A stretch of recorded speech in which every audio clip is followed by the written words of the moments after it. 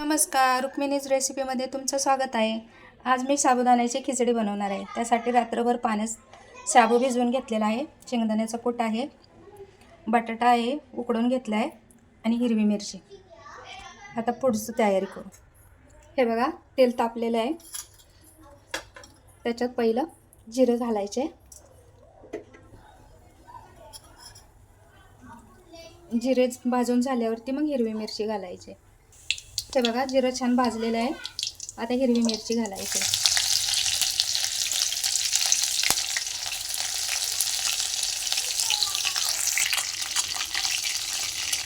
हिरवी मिरची छान भाजली आहे। आता उकडलेला बटाटा तेलात सोडायचा। छान आता तेलात बटाटा भाजलेला आहे। थोडंसं मीठ घालायचं आहे। वरतून परत खिचडीला टाकायचं आहे मीठ, त्याच्यामुळे थोडंसं आधी घालायचं।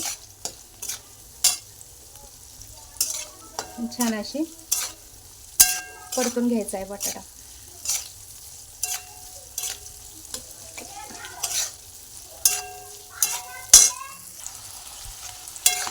हे बघा, छान भाजलाय। आता साबुदाणे टाकायचे।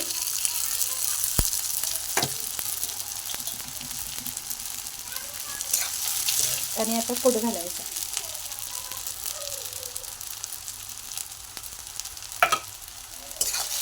हे सर्व एकजीव करायचं।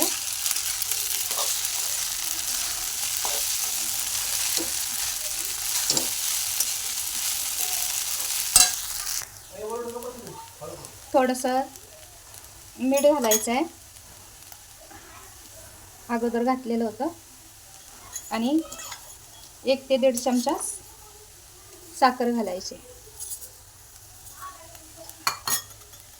हे सर्व एकत्र करायचं आणि बारीक गॅसवरती वाफेवरती खिचडी शिजवून घ्यायची।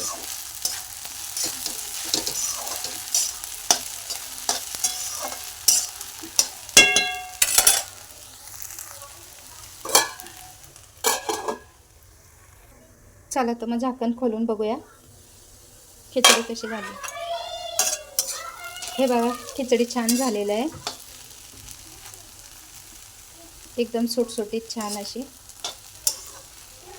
झाली। हे बघा, छान अशी शाबूची खिचडी छान झालेली आहे।